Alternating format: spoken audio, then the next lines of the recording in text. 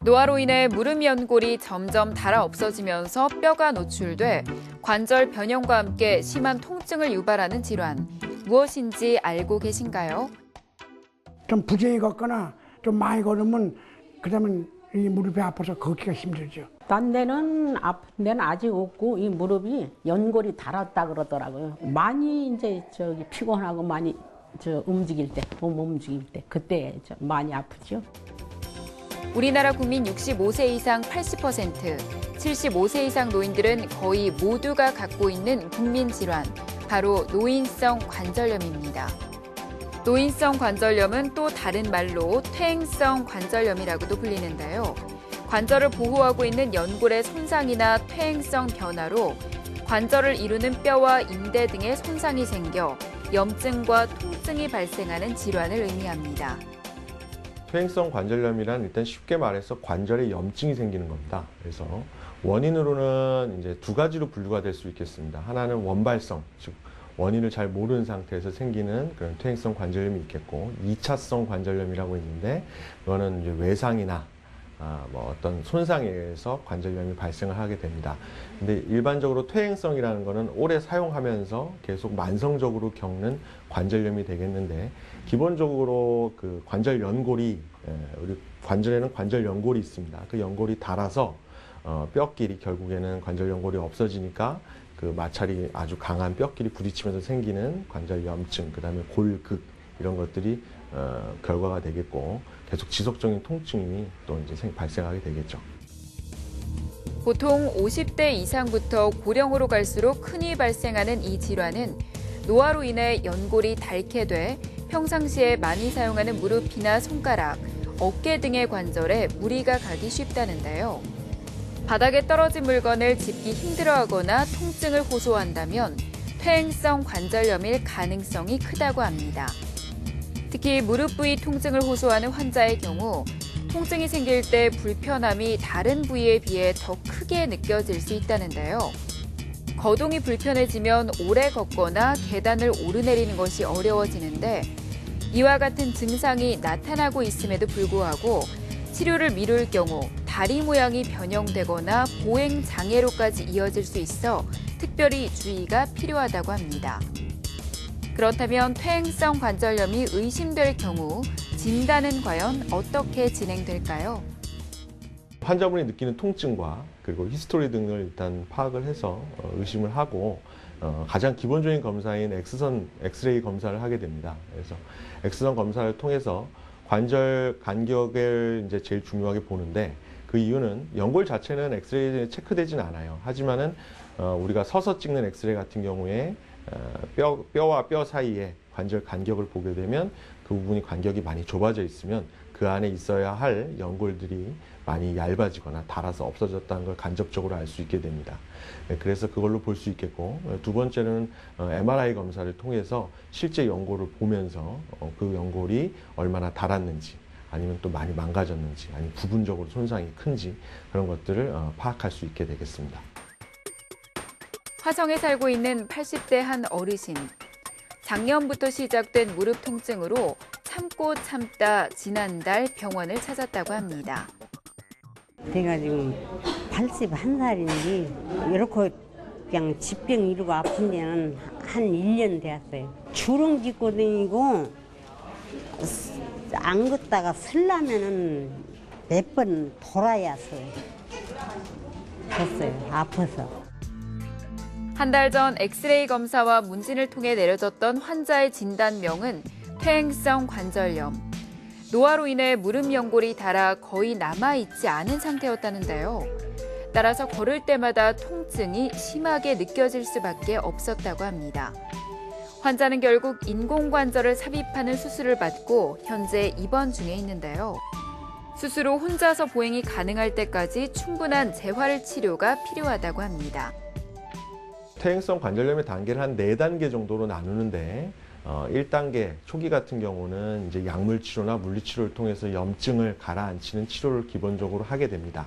근데 2단계가 넘어가게 되면 아무래도 염증 정도가 좀 많기 때문에 연골에 영양분을 공급하고 윤활 작용을 하는 주사 치료를 하게 되겠고요.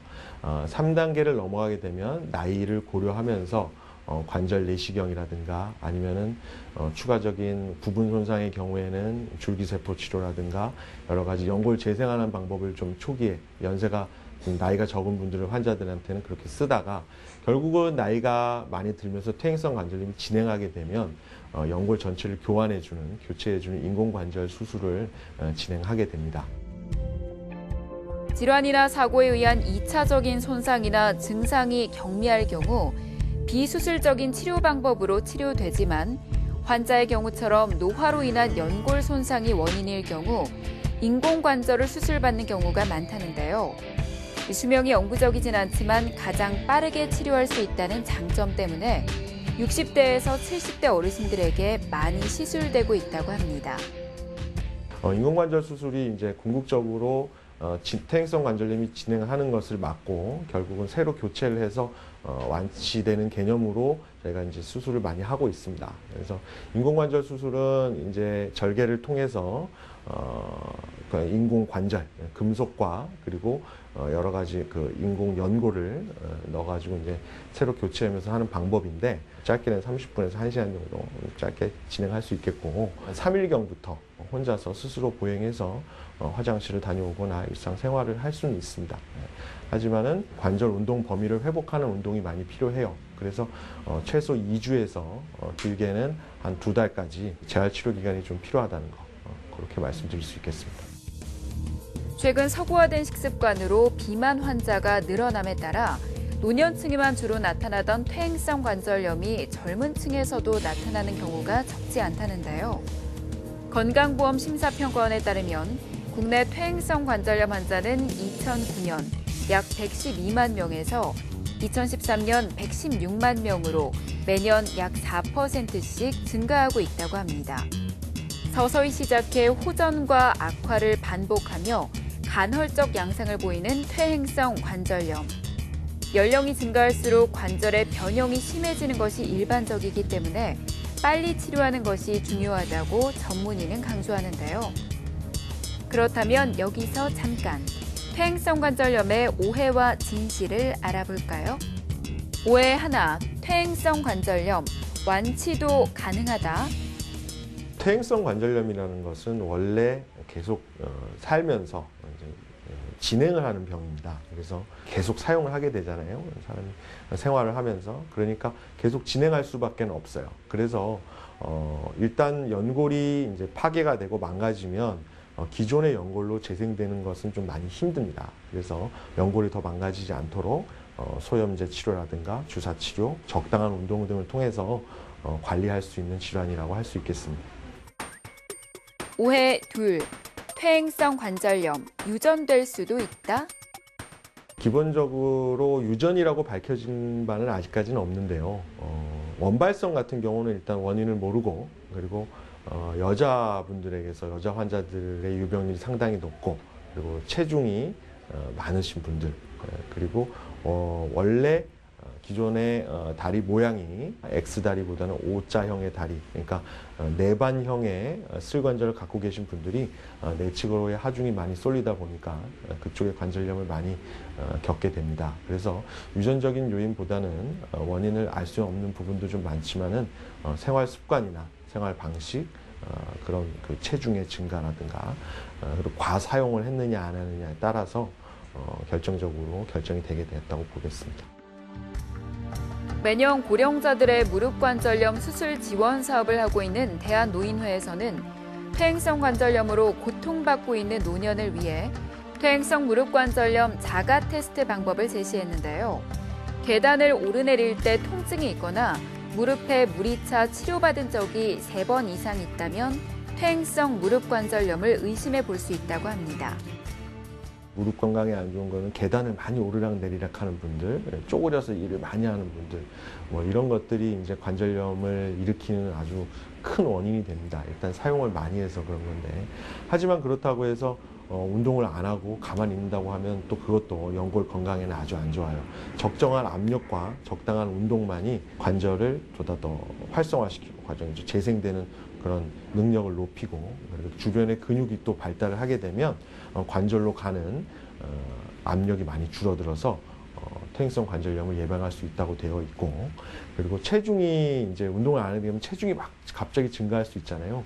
그럼 대부분의 경우 무릎 통증을 호소해요. 그런 것들이 또 퇴행성 관절염을 유발하는 그런 원인이 되겠고요. 뭐 무릎이 평소에 건강했더라도 갑자기 무릎이 붓거나 아프거나 아니면 뭐 움직임이 갑자기 제한되는 그런 현상들이 일어나면 그게 바로 퇴행성 관절염은 아니지만 연골판 손상이나 아니면 부분적인 연골 손상 등이 나중에 얼마든지 퇴행성 관절염으로 진행할 수 있기 때문에 초기에 병원을 방문해서 검사를 하고 그런 빌미가 될 수 있는 그런 원인들을 초기에 치료하는 것이 중요할 수 있겠습니다. 누구에게나 나이가 들면 생길 수 있는 노인성 관절염. 평소 비만하지 않고 적당한 운동으로 근육을 강화한다면 노년층 불청객을 예방하는 데 도움이 될 수 있을 것 같은데요. 건강하고 행복한 노년을 위해 지금부터라도 건강한 습관을 가져보는 건 어떨까 싶습니다.